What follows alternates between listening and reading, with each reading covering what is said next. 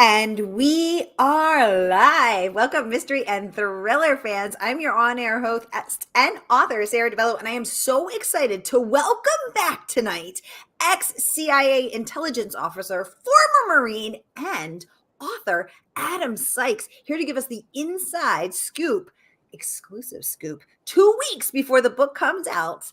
This is Adam Sikes. Adam, tell us about The Underhanded. Sara, it's a pleasure to be here. It's a pleasure to be here again. Thank you for having me. Of course, my pleasure to host you, sir. Now tell us about this fabulous book.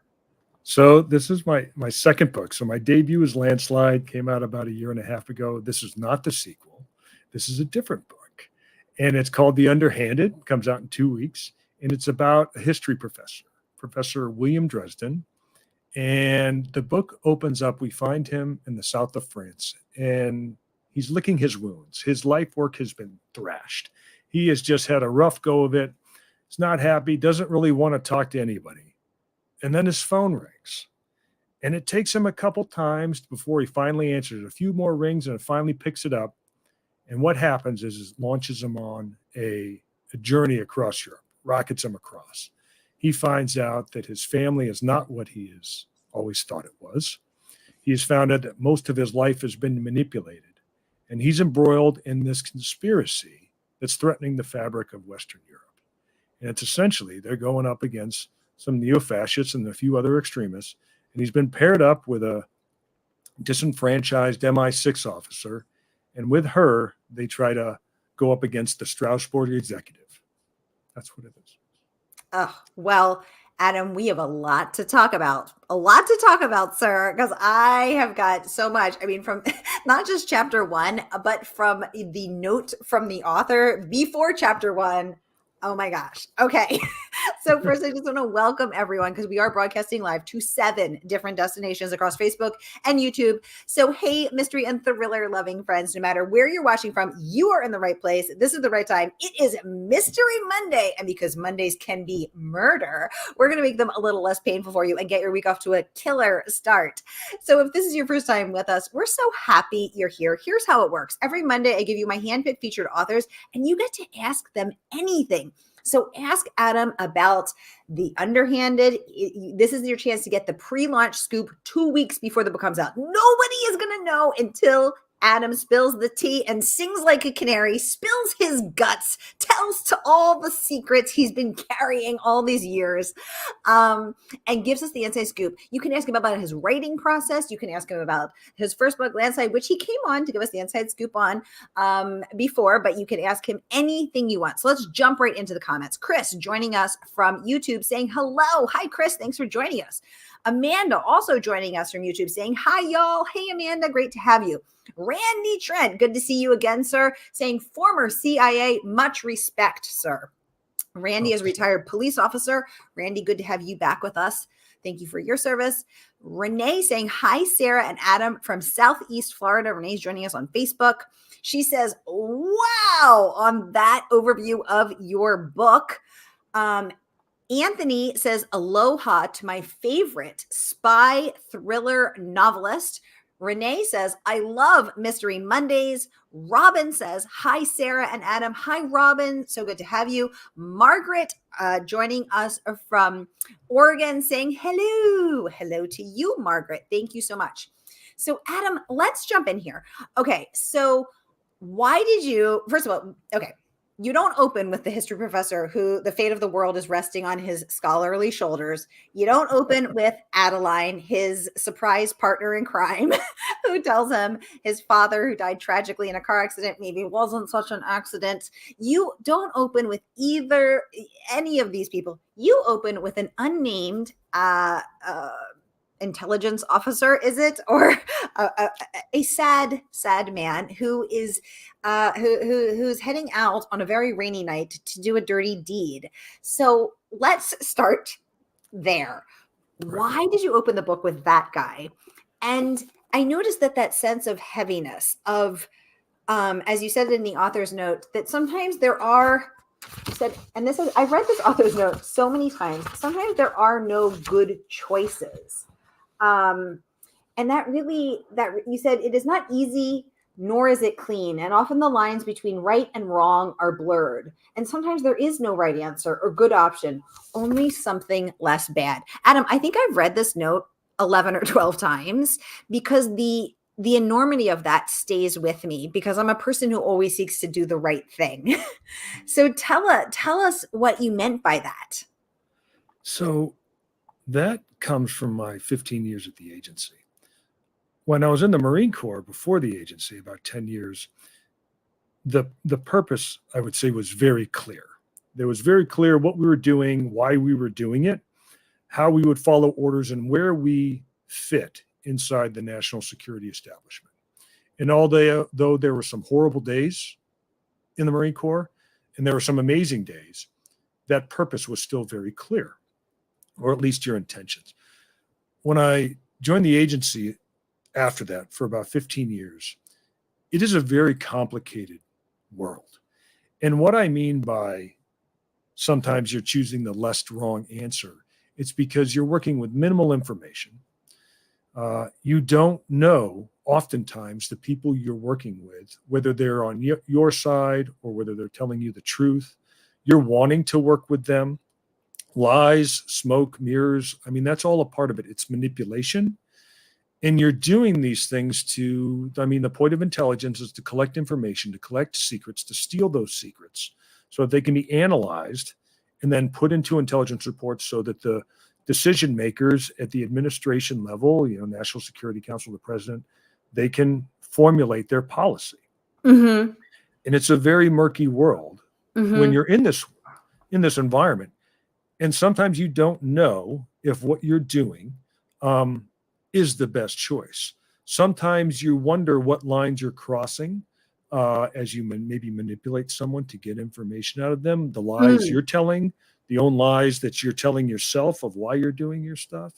And so there are many times, and you're out there on your own quite frequently. You are not, you can't, phone a friend and have them give you the answer. You're making these decisions sometimes in isolation. And I remember many times, whether I was in Central Asia or Africa or in Eastern Europe, there was a lot of unknowns. And sometimes I would worry, am I about to get wrapped up by the host service here? Am I about to find myself in interrogation? Did I get caught with what I was doing? Sometimes you never know. And so you're in this very convoluted world, wondering how you're going to get out of it. And so the opening to the Underhanded, there's one character who appears in the prologue who's going to be with you for the rest of the story. But at the time, we don't know that. You're following this individual. And this man has been essentially undercover for about 10 years in Berlin. He was sent there. It's suggested he was sent there by the Russian Federation. And he was waiting to do one thing. And then that day comes. And he's tired. He's been there a while. He's bitter. He wants to go home. All these different things are going on because he's living a lie for 10 years. And then I don't want to give it away, but at the very end of the prologue, he is shocked by what he encounters. Yeah. And I think I just was the sense of time, of suspended time, as this guy is sitting there waiting, living a lie, pretending to, officially having this other job, like that it has its own share of, misery, but just waiting every day, waiting to see if he's going to get this order, waiting for one order. And then all he has to do is, walk past some guy in a train station and pass him. I was like, I think I was reading so carefully, knowing that you have this career. This is why I love mysteries and thrillers, right? We all love mysteries and thrillers. But when someone has real life experience, it is another level of interesting and fascination for me, because I know that everything I'm reading is based on truth and reality and your experience. And I viscerally feel that as a reader. And so I was sweating as that guy's waiting in the flower shop in the train station to pass off this thing. So, oh my God. Okay. And the comments are pouring in, so we got to get back to them, but I want to talk to you more about this. John joining us from Northeast Ohio on Facebook. Hi, John. So great to see you pop up. Mary Jane saying, hi, Sarah and Adam from Prairie Village, Kansas. Hi, Mary Jane. So nice to have you with us. Anthony says, aloha. It sounds like Anthony's joining us from Hawaii. He wants to know, where did you derive the plot for The Underhanded? Past events, a prelude to events realized today? What was the impetus? Great question, Anthony. I'm wondering too. So you're a writer too, and you had a phenomenal book, Broadway Butterfly, and I loved it because I'm a very diverse reader. Love the history that you brought out there. And so I remember hearing you talk about your book and how you'd come across this real life event. And then that allowed you to really embrace it with your passion. And then you told this magnificent story. I think sometimes as writers, it's a single thing that we might find. And I know with Landslide, for me, it wasn't a single thing, but it was very focused. And it was about Ukraine. And I wrote it before the Russian Federation invaded, but it was about Ukraine. So there was almost a single focus point. The Underhanded evolved over about 20 years. So when I first joined the Marine Corps in 1995, at that point, we were between the Cold War and 9/11. And we were going in and out of the Balkans for the Bosnia conflict. So I experienced some of that and the genocide and the extremism that surrounded that conflict. A few years later, or many years later, I find myself in academia, and I encounter a professor who worked in orphanages during the 1990s in Bosnia. And he and I were about the same age, and we connected very well. We would chat. Now, he was a volunteer. He was working with an aid organization. He was working with these orphanages.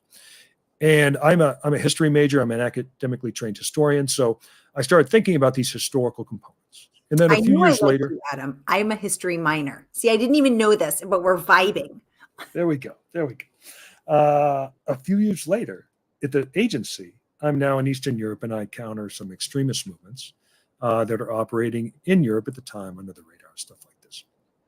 So I looked at this story, and I think of people like other authors like Brad Meltzer, and James Rollins, and Steve Barry, and Dan Brown, how they masterfully weave historical conspiracies into contemporary stories.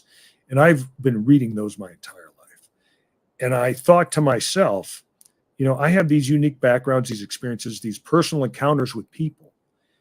And that's where the story came from. It was this combination of this professor who had experienced, never intended to, but through his, through trying to help others, he experienced the trauma of the Balkan War. And then historical stuff that I had studied at Georgetown.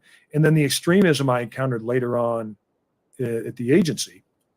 And putting those things together, combining big data, AI, and machine learning, and the ability to manipulate social media. And you kind of combine those things together, and that's where the plot evolved. Wow. Adam, I did not know that. So, Anthony, thank you for the great question, which gave us this very illuminating and juicy answer. Kathy joining us from Texas saying the author having that experience immerses us in another layer of believability. So cool. And hello from Dallas, Fort Worth, Texas. Hi, Kathy. Thank you so much for joining us. So let's talk about what this point that Kathy is also raising. Like, I think that, if it's, I love authors' imaginations, of course, but knowing that you have spent these years training, knowing that you have lived this life of that fear of, like you said, being in the field, did I get caught? Am I going to have to go into interrogation, of being part of these operations, which, as you shared, a few minutes ago, often dwell in a murky place. This would be a very hard path to walk. Why did you want to walk it?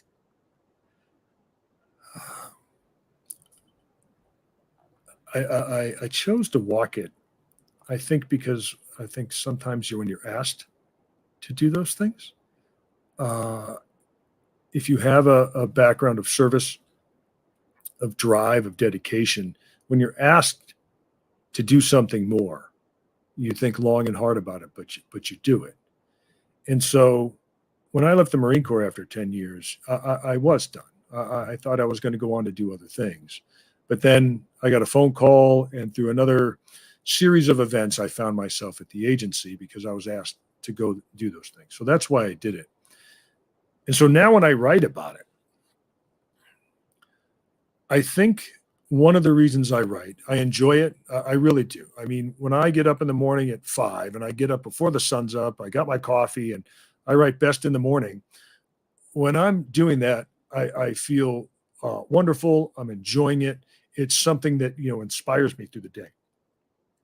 But what it's also doing is giving me an opportunity to explore the experiences and things I've seen in life that I don't think I understand yet.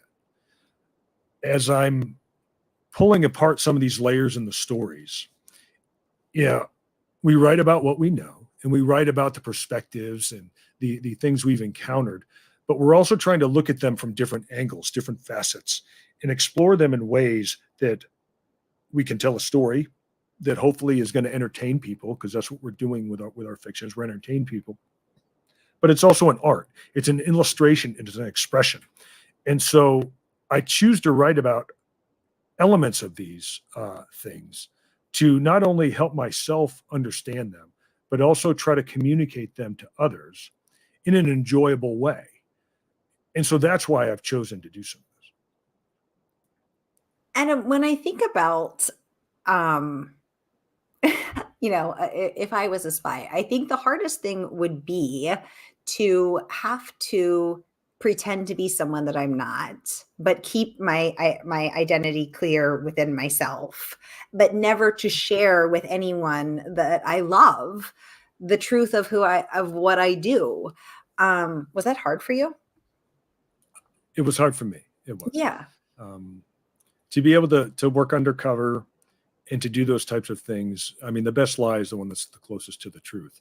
Yeah. But still, to mislead people and to lie and to present yourself as someone else can be challenging, especially when your life or other lives are depending on it. Now, there's an element of acting as well. Actors, people with acting backgrounds can live covers decently well because they understand how to demonstrate another persona, but you have that internal sense of confliction as well, of who you are, how you're presenting yourself to be, what's true and what's not. And then sometimes it can be confusing when you come out of that world and you come home and you're having pizza at Lost Dog and you're talking with your friends. And sometimes it might be a little bit confusing and trying to figure out what you share, what you don't share.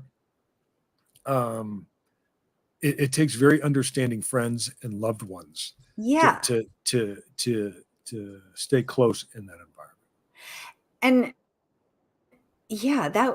that would be hard. And when I also noticed, Adam, in that author's note that I've read, 11 or 12 times, that someone had to review this book to make sure that you didn't reveal any secret things. Did you have to change anything, or did you know where the line was? So I had to change a few things, but not many.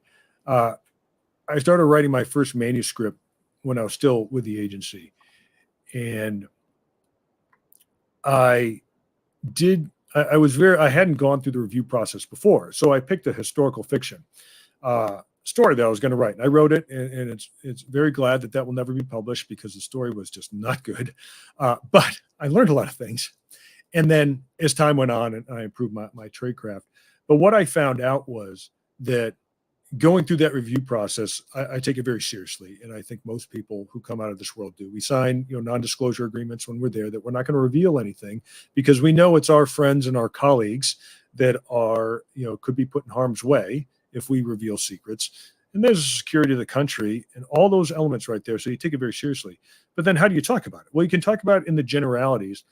And every time I submit a manuscript for review, I'm always very sensitive to make sure I haven't included anything that could be considered classified or sensitive. And if they come back and say, you need to change this or you need to change that, I ensure to make that there's nothing that could be crossing that line. But yeah, every manuscript I write now has to go through that review process. Wow. Renee wants to know, how many languages do you speak and which ones? So I am rusty on all sorts of languages, but I was fairly decent in French for a time, Portuguese. I spoke survival Russian, and I spoke very limited Arabic for a time. Oh my gosh, so 4 languages. But I cannot say I actually speak them. They have really atrophied. But yes, there was a time where I could converse fluently in Portuguese, fluently in French, and survive on the streets of Russia as well as in some of these A- states. Adam, I also speak Russian. I did not know that. Well, you're not the only one with secrets. There's That's a wonderful. lot of onions to peel here. We have Anthony saying, he said he read both Landslide and The Underhanded in one sitting, riveting due to the veracity of the author's real life endeavors in real world timelines of events. Bravo, Zulu, for blending truth to power. Well said, Anthony. Yes, and I think Anthony's talking about sucking you in and keeping you there because they are addictive, right? I mean, Anthony, I'm saying yes. I also had that reader experience, so thank you for saying that. Adam, as a writer, what have you learned about sucking the readers in and keeping those pages flying for that ideal one sitting read? So, for I think thriller and mystery readers, not everyone, but some of them, they are consuming as many stories as they can. It's not a shortage. They just want more, and they want more characters. They want to connect with more characters. They want more plots. They want all these things, and they want to read them because they're just voracious and they love that genre, which I think is very cool about the thriller and mystery community. Yes. And unique, because not all genres do that, but ours does. Yeah. And I love other genres. You know, Amor Towles is one of my favorite authors, and I love the stuff he writes. Hemingway, love his stuff. Margaret Atwood, love her stuff. I mean, these are authors that I just love reading and thinking about their stuff. And you have to read it and digest it. For thriller writers, there's an element of pacing, there's an element of language, and you have to weave that also with connecting with your reader. If your audience doesn't care about your characters, they're not going to get too far in the book before they put it down because they're not invested.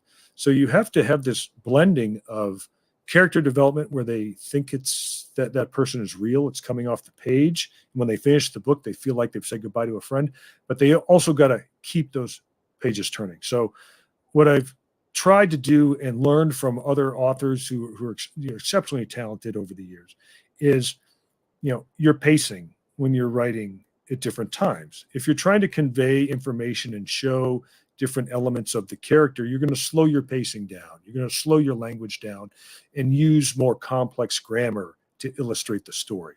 But then there's going to be elements of action where you've got to shorten your sentences, you've got to tighten your words, and you're speeding it up. And sometimes it's also keeping your chapter lengths short to keep them moving, or sometimes it's making those chapters a little long for them to take a breath and maybe ponder some of the stuff that you've been trying to convey.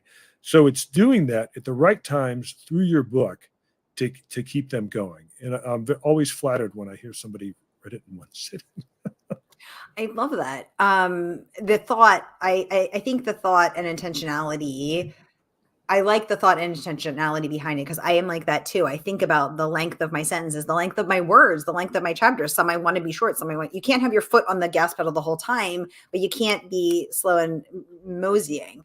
Renee wants to know, how long does the manuscript review usually take? And someone else wanted to know, how long does it take you to write? So let's start first with how long did it take you to write it, then to Renee's, how long does the manuscript review take? So I have a family and I have 2 young kids. And so that in a full-time job as well. And so all those things together, it combined, like I said, I have to get up really early to do my writing. And so it takes me about a year these days. I've got it down to where it can take me a year from when I first start plotting the story until I get to that final draft where I'm willing to share it with my agent and others for them to tear it up with their red pen, throw it back to me. I have to fix everything. But that whole process takes about a year. And then it goes into production, hopefully, if somebody picks it up. So the writing process for me takes a year, and I think that works pretty good. And I do. I love it from the beginning when you're plotting. I love it when I'm writing a scene from scratch, and I love it when I'm going back to rewrite everything to fix everything I missed, or that I need to rephrase, or that doesn't work, or the character would never do that, or the character wouldn't say that, or something. I try to fix that, and then it goes into the review process. Mm-hmm. I've been very fortunate. The review process for me only takes a couple months. It goes through fairly quickly. I've heard other folks, though, can take a long time. And usually those are the folks that are writing nonfiction, and they're writing about real world events that maybe they experienced, or they're trying to convey something in a real world context. And that's where they got to be much more critical with what they're going through. With fiction, a lot of times I can identify these are the areas that may need a more critical eye against to make sure they're okay. Oh, that's interesting. Okay, that makes sense. That makes sense. Oh, Renee is pointing out, oh my gosh, I forgot English. Yes, you're so right. Adam speaks 5 languages, English being his 5th. I mistakenly said that you only speak 4, which is pitiful, which is pathetic, which we were all laughing at behind your back. No, 5, however, is completely respectable. Renee, thank you for catching me. I struggle with English the most, I think. English is hard. Oh my gosh, English is hard. Adam, I want to take a look at some of the incredible praise that your book has earned from some of our fellow authors. So let's kick off with this one from Deborah Crombie, who is a New York Times bestselling author. And she said, I couldn't put down this ripped from the headlines novel from a writer who gets all of the details right. So I loved that she again honed in on your ability to render those details. She goes on to say, Adam Sikes joins the ranks of the best names in espionage and political thrillers.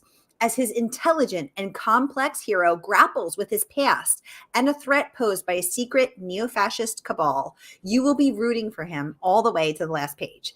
These words again from New York Times bestselling author Deborah Crombie. Congratulations on that. Oh, thank you. Yeah, she's a phenomenal author.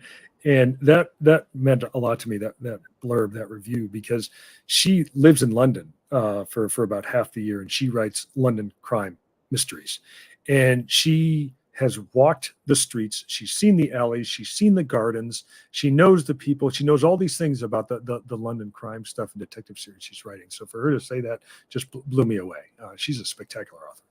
I love that. And I want to get next to James Rollins, because as a writer that you have shared, you've been reading along with Brad Meltzer your whole life and have admired his work. Let's see what Mr. Rollins had to say about yours. I'm going to pop this up so we can all read it together.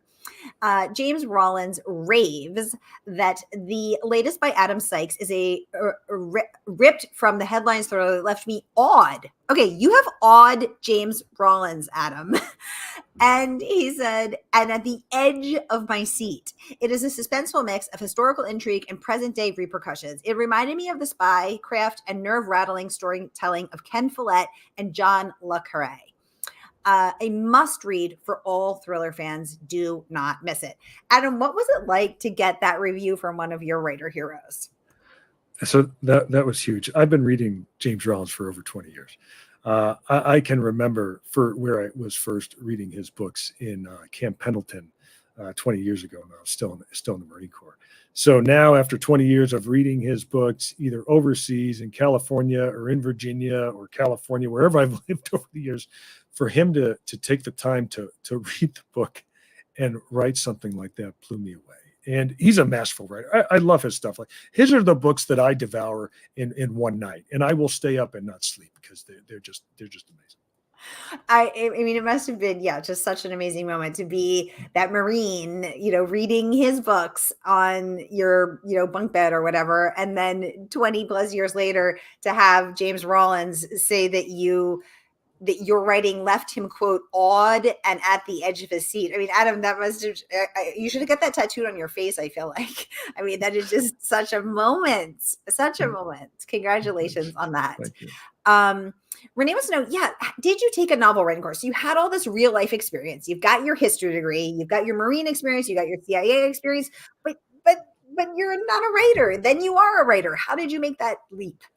So that's a great question. So I have always considered myself a writer. In high school, writing for school. In the Marines, I wrote. Definitely in the agency, I had to write. In academia, I've had to write. But it's always been in that nonfiction sense. There's always been, or a professional sense. There's always been a very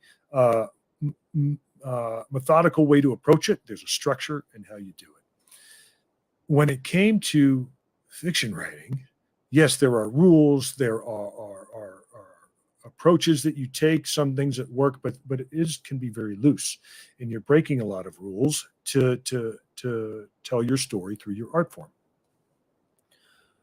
I started writing in a safe house in East Africa because I'd been there one other gentleman was with me, and I'd already read through all my Game of Thrones books. Yeah, I've already read through it. We're waiting to do something.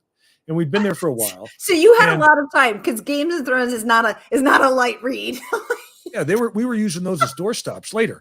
I mean, these are big books, massive books. So I'd read through all of those, loved them. I watched all the Big Bang seasons, and I'd love being writing. And we're sitting there for a period of time, and I said, you know what? I'm gonna just give my hand at writing a scene. And I rewrote this scene 40 times. I rewrote this thing over and over again, and I just started really enjoying it. And this goes back to that manuscript that will never be published. But what that manuscript allowed me to do was to connect with a developmental editor, Richard Merrick, who was a big name in New York publishing years and years ago. He was Robert Ludlum's editor, and did all these phenomenal. He edited Silence of the Lambs. He did some really big stuff, and these are his years of retirement. And I had an opportunity to work with him for about a year. And so I didn't take a graduate course or anything about creative writing or anything along those. I didn't get an MFA. But being able to go back and forth with somebody with as much experience and talent as Richard Merrick, I felt like I learned a tremendous amount. And so from that year, to me, was almost like an immersion seminar with one of the masters of spy fiction. So that's how I kind of got my start. That is fascinating, Adam. I love that you read the whole Game of Thrones series, then Big Bang, and still had some time to kill. So that's when you started. That's when you started writing. I want to talk about this review from Ward Larson, USA Today bestselling author. Renee saying fascinating. Anthony saying Mason Hackett, a former Marine, and Professor Dresden, a history professor. Your two main characters completely different. What was the idea behind the characters? Marine, history professor. Also, let's talk about Adeline. So the characters in this, in Landslide, it was a former Marine who finds himself in this intelligence paramilitary world. A lot of stuff that I did for real when I was with the agency. Switched to Landslide. Now we have a history professor. And it came from that initial encounter of I'm trying to blend the experiences I had in the 1990s in the Balkans, my intelligence experiences, but then that academic experience with the history. I wanted to dive into some history because I read to escape at times. And so I wanted to write a story that would allow people to be interested, intrigued, and tell a fictional conspiracy, but to tie it to the Franco-Prussian War of 1870. So this novel is tied all the way back to 1870. And what way to do that was to say, well, I need a history professor. Well, I happen to know a history professor who worked in orphanages in the Balkans. And that's how I connected those together. And being a historian myself, I really liked it. So some of my personality, I think in all our characters that we write as writers, some of our personality comes out in each one, even the villains. There's always a little bit that comes out, but some more than others. So when I was writing a Professor Dresden, I was trying to draw upon my own experiences in academia and graduate school and my encounters with other folks. And that's where the two came from.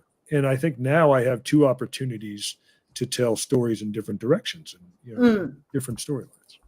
I love that. Y'all, I want to pause here. This book is not even out yet. It comes out in 2 short weeks. And Adam is coming on to give us, Mavens, the exclusive sneak peek and take all of your most pressing questions about the CIA, about his writing process, about the Marines, and everything else that the Mavens love to ask because, we like to spill the tea. So I want you to pre-order this book right now. And I want to to remind us all that voting is not something that we do every 4 years. Voting is something that we do every day. We vote with our wallets. We vote for the authors we want to see succeed. We vote for the authors we want to see have a next book. We vote for the books we want to see on the shelf. So here is your chance to vote with your wallet and pre-order this book. Y'all, I want to remind you, you want to support veterans. We want to support our veterans. We want to support those who have served us, who have dedicated their lives to keeping our world safe. And you're going to be wildly entertained. So get your mitts on the Underhanded right now from our favorite woman-owned independent bookstore. That is, of course, Murder by the Book. So whether you're watching on Facebook or YouTube, here is the link to pre-order now. Now, Adam, I want to talk about this blurb from USA Today bestselling author Ward Larson. He says, fast-paced and engaging. The Underhanded grabs you from page one and doesn't let go. Great storytelling that weaves together rogue spies, ancient secrets, and clever trade craft. Adam Sikes is destined to great things.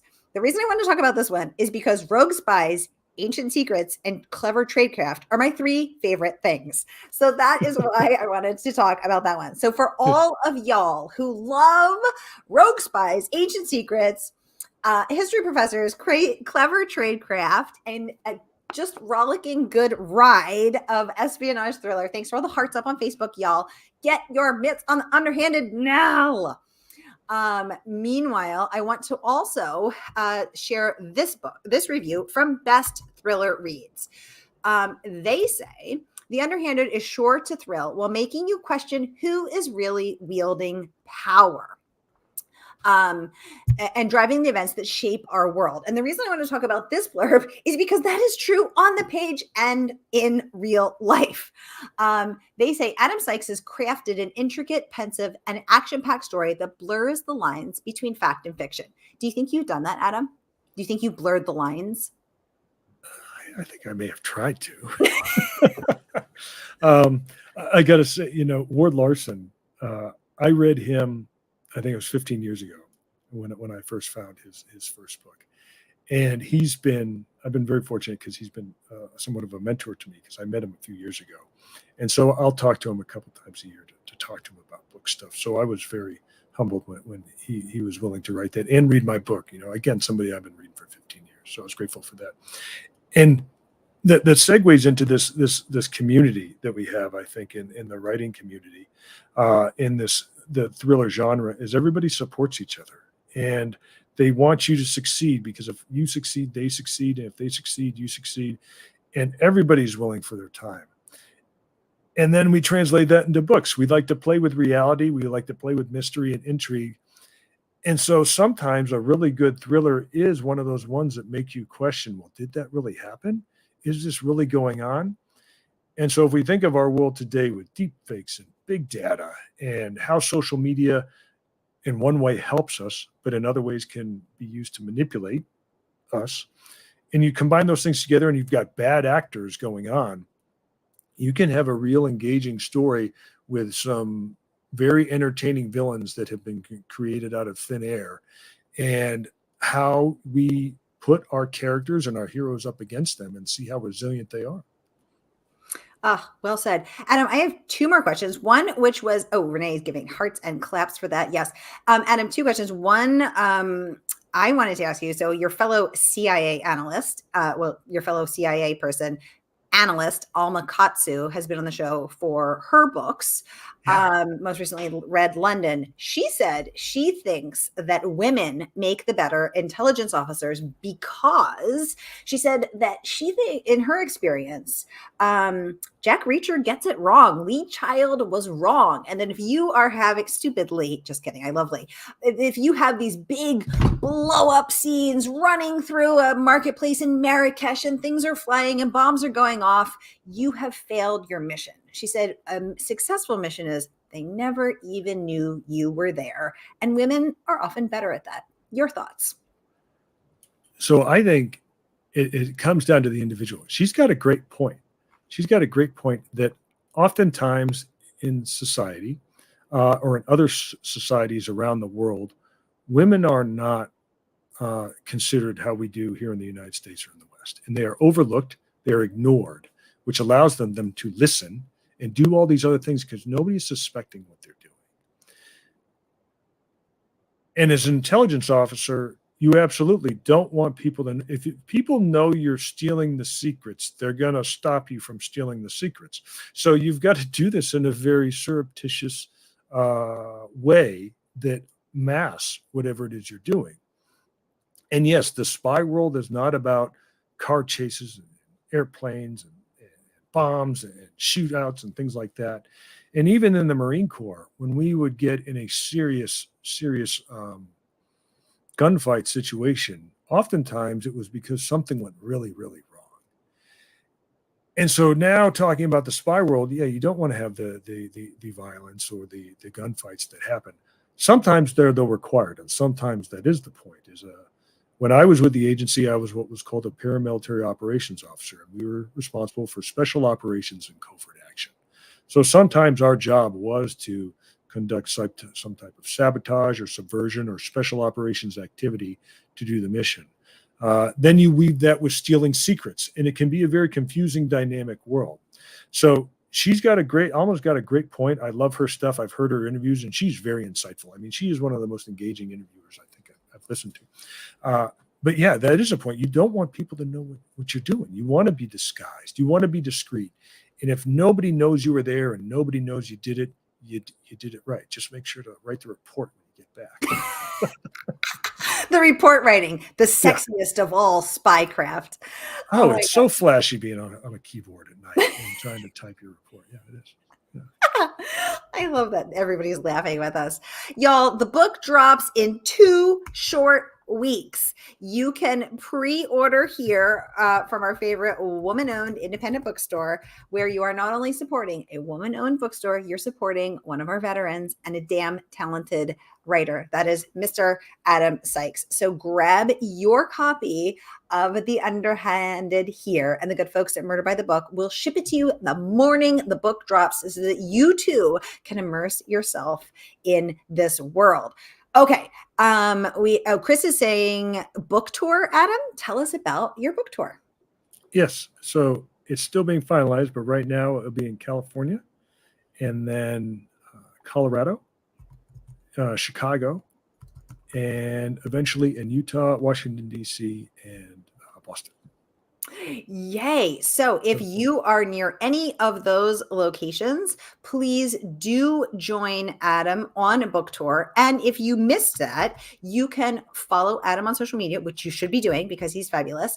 And you can check out everything on his website. So right here is where Adam, the very mysterious AdamSikes.com. I mean, he hid, but Detective DiVello found him. AdamSikes.com/news-events. And here are the details of Adam's upcoming events.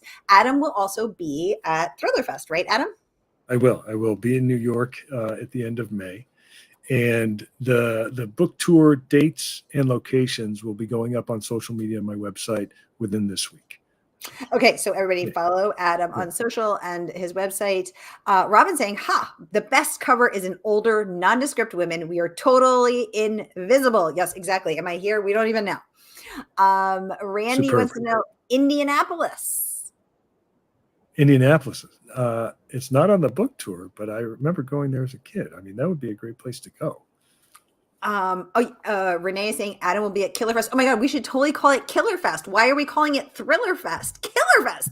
Yes, Adam and I will both be at Thrillerfest. So everybody who is in the New York area or near an airport that can get you to New York, come hang out with me, Karen Slaughter, Adam Sikes, Charlene Harris, Dennis Lahine, Ruth Ware's coming from London. If Ruth Ware can come from London, you can get your butt to New York City. Come hang out with me and Adam. Adam will sign your book. You can sit on his panel. You can hear him dish all the dirt, spill all the tea. You're not going to want to miss that or see him on tour. Anthony saying, from your loyal fans, you set up Landslide expertly and the Underhanded sequels for the characters. I had a minor stroke at the completion of Landslide and the Underhanded. I love the characters. Will we see them again, Adam? A hint, a peek behind the curtain. Come on, tell us. So the sequel to Landslide, I'm finishing it up this week. So I'm in the throes of that final red pen going at it. And then the plot for the sequel to The Underhanded is in formation right now with my agent. So, yeah. Okay, Anthony's psychic or something, because that is such a perfect. Oh my God, there's so many. There's just floods of hearts coming up on Facebook. Anthony saying yes, or Robin saying wow, what a lineup at Killer Fest. Oh my God, it's going to be, yes, it's going to be announced either tomorrow or Wednesday. Robin, is going to be completely amazing. So many hearts from Renee. Y'all, what a perfect note to end on, knowing that Adam is finishing up sequels to both of these books.